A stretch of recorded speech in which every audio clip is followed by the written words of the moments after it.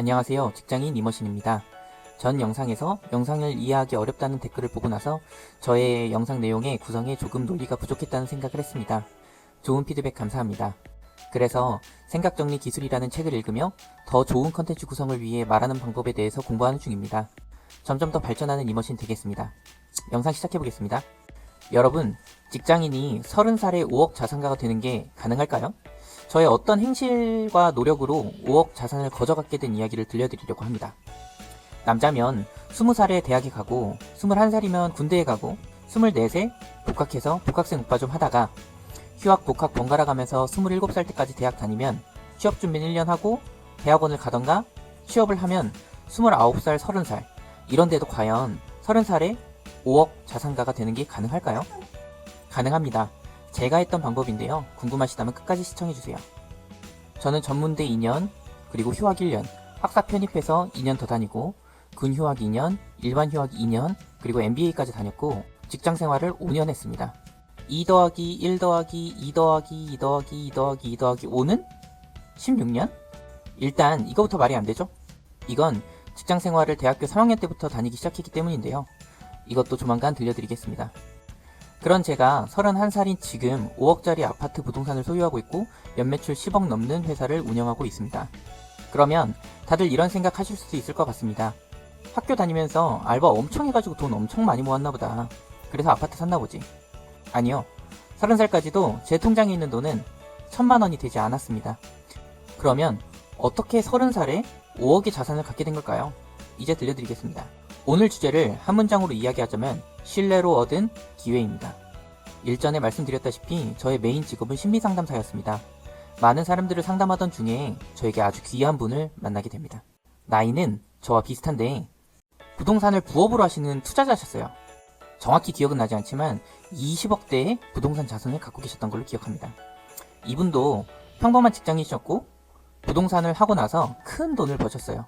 나이도 저와 비슷하고 벌이도 세후 월 500 정도로 거의 비슷했는데 이분은 큰 자산이 있는 것을 보고 저도 부동산에 관심을 갖게 됐습니다. 상담을 하던 중에 제가 부동산을 배우고 싶다고 하자 저에게 차가 뭐고 갖고 있는 자산은 얼만큼인지 물어보시더라고요. 저는 1000만 원이 채 안 되는 현금을 갖고 있었고 얼마 전에 장기 렌트한 1800만 원짜리 아반떼를 끌고 있다고 말씀드렸습니다. 그러자 그분이 하는 말이 저는 20억 정도의 자산을 갖고 있고 벤츠를 타고 있습니다. 여기까진 끄덕였습니다. 20억 정도 자산이면 벤츠 끌 수 있죠. 그런데 5년 된 2000만원짜리 중고 벤츠를 끌고 있다고 하더라고요. 저는 이런 이야기를 왜 나한테 하는 걸까? 그분이 이어 하는 말을 듣고 아차 싶었습니다. 그분 하시는 말씀이 이머신님보다 200배의 자산을 많이 갖고 있는 저와 거의 비슷한 생활을 하고 계시네요. 차량 가격도 비슷하고요. 이때 저는 뒤통수를 엄청 세게 맞은 것 같았습니다. 이 차가 나한테 과분한 차였구나. 처음 그런 생각을 했어요. 월 500 정도면 아반떼 정도는 적당한 거 아닌가 싶던 저한테 엄청 큰 충격이었어요.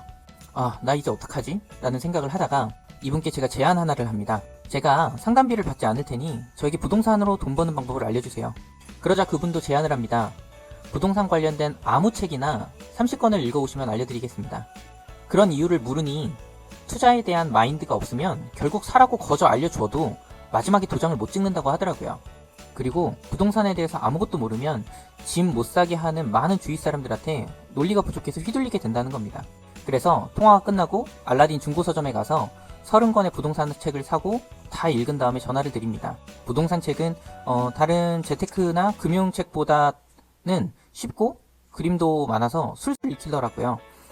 다 읽고 나니까 돈과 부동산에 대해서 저의 관점이 굉장히 많이 달라졌어요. 이후에 그분과 통화를 했을 때 그분이 제가 사는 지역에서 좋다고 생각하는 아파트 몇 개를 골라주시고 이 아파트가 좋은 이유를 들려주셨습니다. 저도 공부하면서 알게 된 지식들로 비춰보니 그분이 하시는 말씀이 틀린 말이 없었어요. 전화를 끊은 뒤에 제가 사는 지역에 대한 분석과 그리고 골라주신 아파트들에 대해서 공부를 하기 시작했고 이 아파트와 연관성이 있을 만한 책들을 모두 사서 읽었고 그리고 온라인 유튜버들에게 라이브 스트리밍에서 의견을 묻기도 하고 동네 공인중개사 분들과 관계를 맺었고 부동산 투자하고 계신 다양한 전문가한테 돈을 주고 다시 한번 검증을 받았습니다. 그러자 제 아내는 언제 오를지 알 수는 없지만 오를 거라는 나름의 확신이 들었습니다. 저에게는 이 아파트가 앞으로 오를 것이다 라고 하는 무수한 증거들이 있었죠.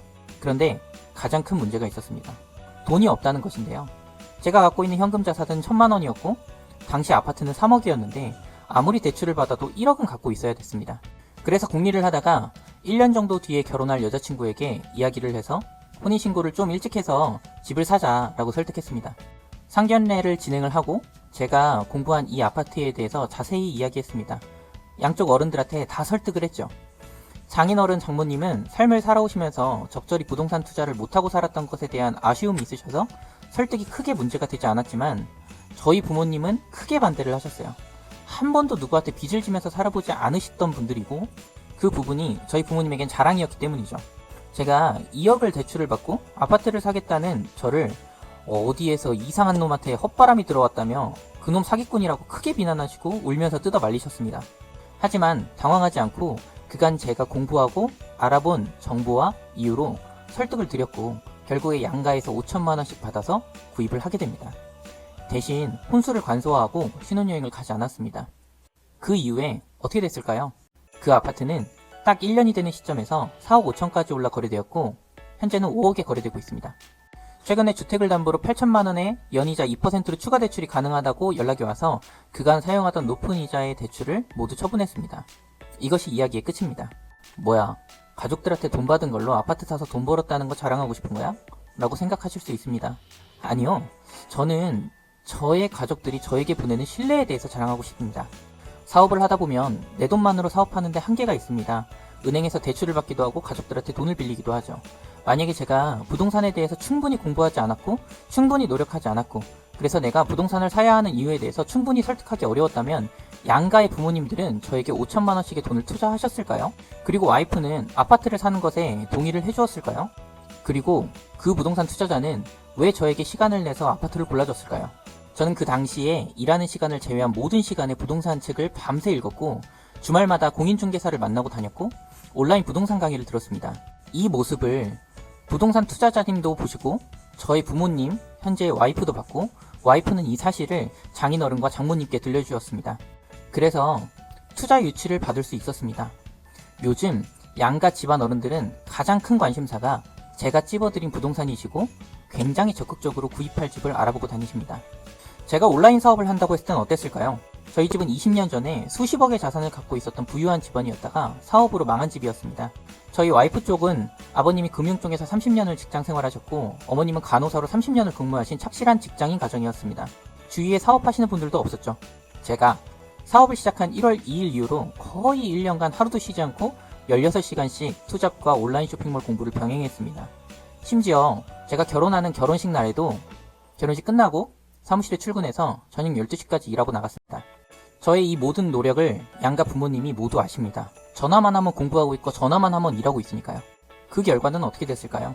9년간 사람만 만나서 대화하는 게 전부였었던 심리상담사인 제가 사업을 한다고 했을 때 지금까지 단 한 번도 반대가 없었습니다. 그리고 양가의 부모님들은 저에게 돈 필요하면 얼마든지 빌려줄 테니까 이야기하라고 하십니다. 여러분들 중에도 지금 사업을 진행하거나 투자를 하시려고 하는데 가족 구성원의 반대로 못하고 계신 분들이 있을 겁니다. 그러면 스스로에게 한번 자문해 보셨으면 좋겠습니다. 나는 과연 믿을 만한 모습을 가족들에게 보여줬는가? 오늘도 저의 영상 시청해주셔서 감사합니다.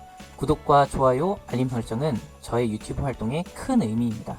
행복한 밤 되세요.